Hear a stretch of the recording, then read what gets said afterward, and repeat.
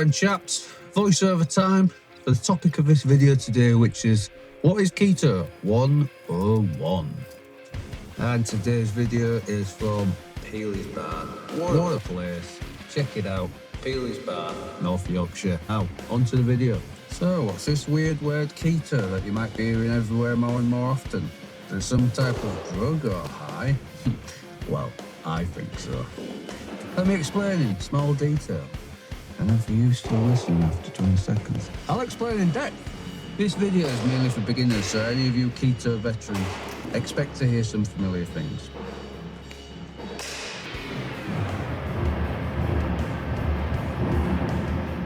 Have you come across keto for weight loss purposes, more mental clarity, better physical endurance and performance in many areas, less harmful bodily byproducts than eating a higher carb diet? Well, dear Padawan, I hope this video is of informational inspiration to you. Naturally, contact your doctor or nutritionist et al. For professional advice on this topic. Should they care to inform you truthfully, of course. Nudge, nudge. Hey, boys! Keto, short for ketogenic, is a diet, I say lifestyle, that promotes nutritional ketosis. Basically, through what types of foods you can and cannot eat. Don't come back. Biochemically, keto emulates fasting using ketone bodies such as beta-hydroxybutyrate, acetone, and acetoacetate in place of glucose as the body's main form of fuel. It is a high-fat, medium protein and low carbohydrate diet. You can have some of the benefits of fasting, but with the pleasure of eating. In 1921, a certain Dr. Wilder coined this now trendy term of ketogenic diet to help epilepsy patients better manage their condition. Within scientific and dieting circles, it is really taken off, having successful application towards such conditions as Alzheimer's, diabetes, PCOS, various cancers and other conditions. Right then, how does this diet work? So in the typical British diet, for example, i.e. the beige diet, free sugars make up to 10% of this diet. Ugh.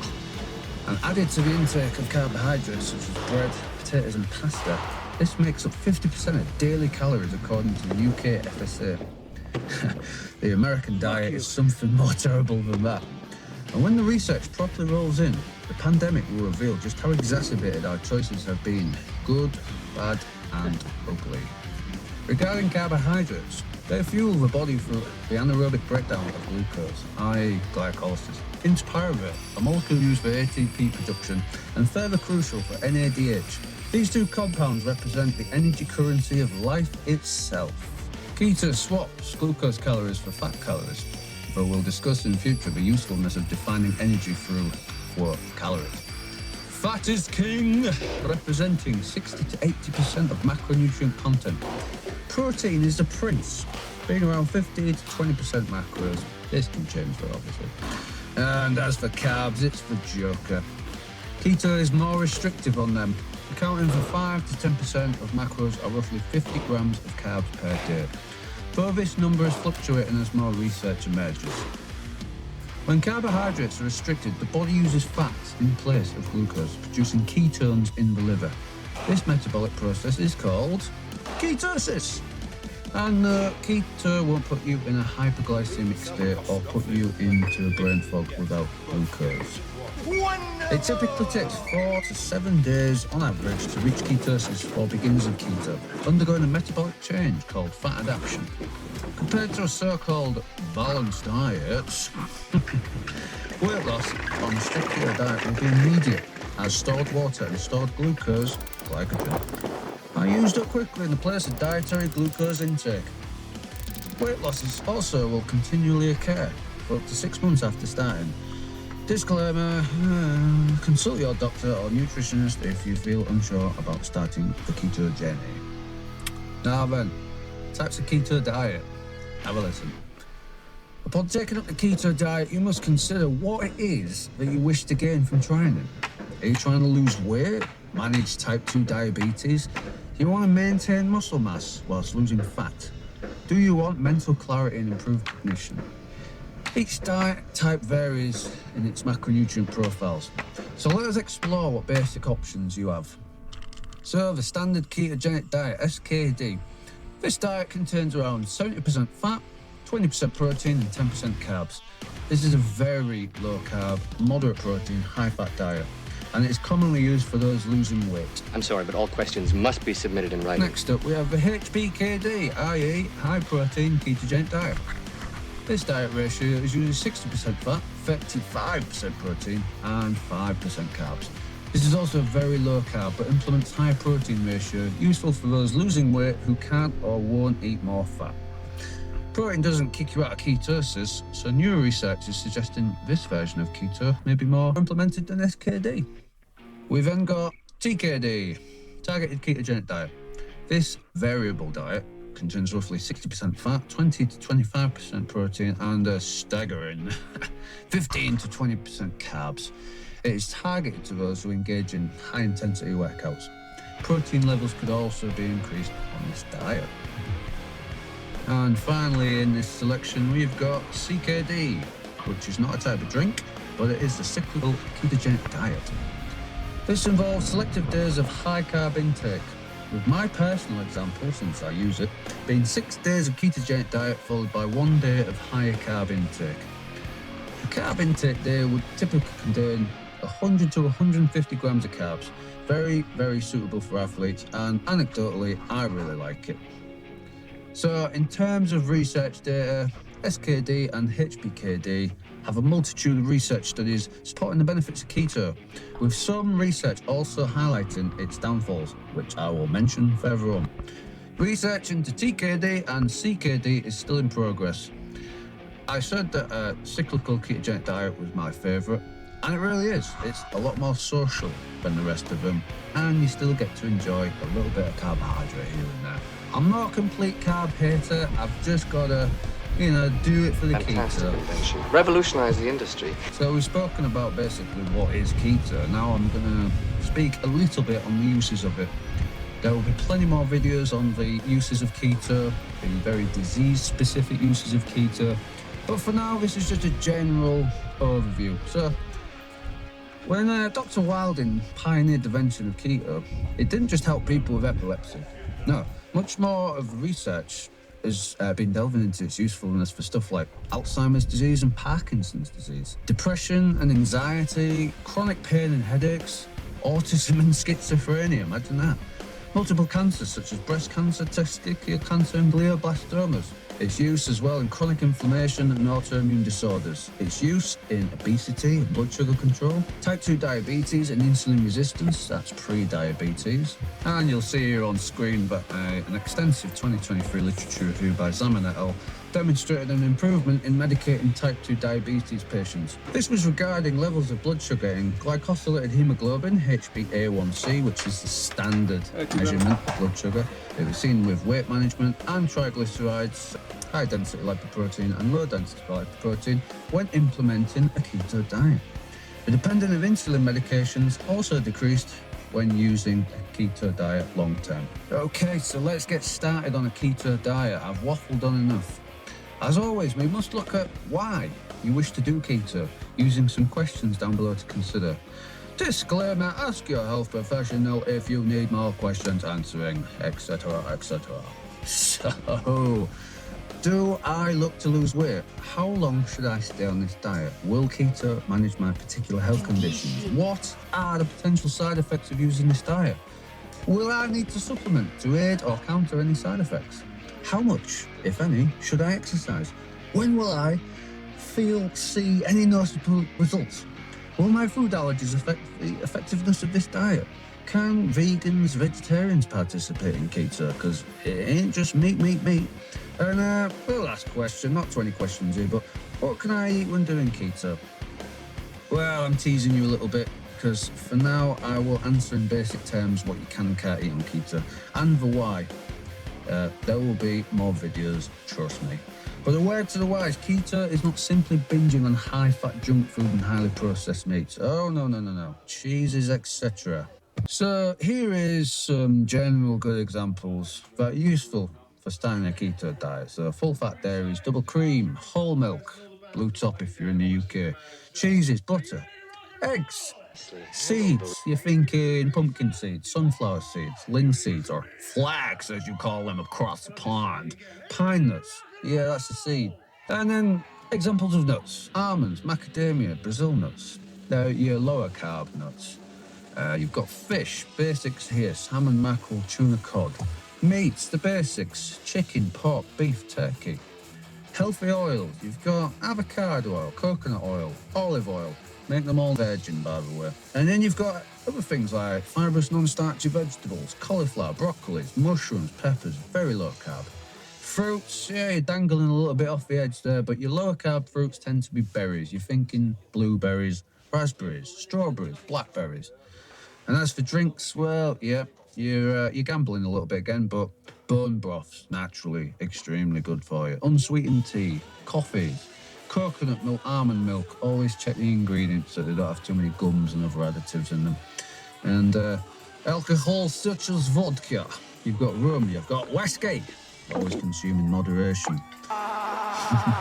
Some of the foods above, such as vegetable seeds and especially the fruits, will require a more limited intake in the stricter SKD and HBKD protocols. Remember those acronyms? Go back and look at them.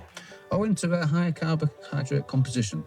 Well, we've sounded the alarms for this one. These are the bad foods. And these include, of course, sugar-based treats. I mean, if I need to explain that one, then I don't know what to tell you. But you've also got rice, you've got pasta, bread, breakfast cereals, oats, yeah. High sugar fruits, melons, bananas, apples, pineapples, starchy vegetables and pulses, you're talking potatoes, corn, sweet potato, beans. Look, I'm sorry, but this is just the sacrifices you have to make to follow this diet. But stay with me. Drinks, again, sorry, but beer, cider, brandy, certain wines, particularly the redder they are, fizzy drinks, sweetened tea or coffee, and of course, energy drinks, every favourite drink of Gen Z right now. Even your sugar-free variants, they've got sweeteners in, and sweeteners activate insulin response anyways. I'm sorry, chaps, but, there's a few sacrifices to live a healthier life here.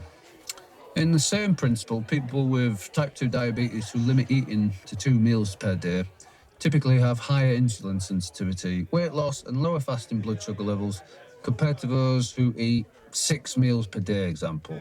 Ultimately, though, for ketosis, it is preferable to not raise insulin levels and blood sugar often. So snacking should only be for curbing high hunger levels at best. I'm being very charitable there. And nighttime snacking is definitely not recommended, as insulin levels will curb the effects of ketosis again. As keto aptly regulates leptin, which is the satiating hormone that curbs hunger, it is likely that you are still getting used to ketosis and fat adaptation. But when it comes to snacking, the real question is, did our ancestors constantly snack? Are we like herbivores, like sheep grazing all the time? Of course not. So just a side note here, but 2 meals a day, maybe 3.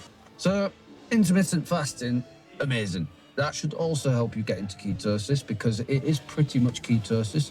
But not all who wander are lost. And it should be used in tandem with keto. Please don't use keto without fasting. I will explain this in more videos to come, but just a warning there, don't use keto without fasting. Look, I'm a fair guy. Keto's not my religion. It's simply a lifestyle, and I'm going to present to you here the risks of following a keto diet. But yeah, whilst much research shows promise with following a keto diet, it is not ideal for everyone's individual needs. Remember, the individual. You're an individual, you're not just a collective. Without proper supervision and incorrect information, it may be detrimental to your health. Now, since a variety of keto diets exist, even beyond those I've explained here, figure out and tailor that ideal keto diet to your goals and to your lifestyle. But a failure to research will result in a delayed transition into ketosis. Athletic people and those used to living low carb will likely adapt quicker, whilst those with less mobility and those who consume higher amounts of carbohydrates will take a lot longer to adapt. Things such as cholesterol may also vary between people following keto.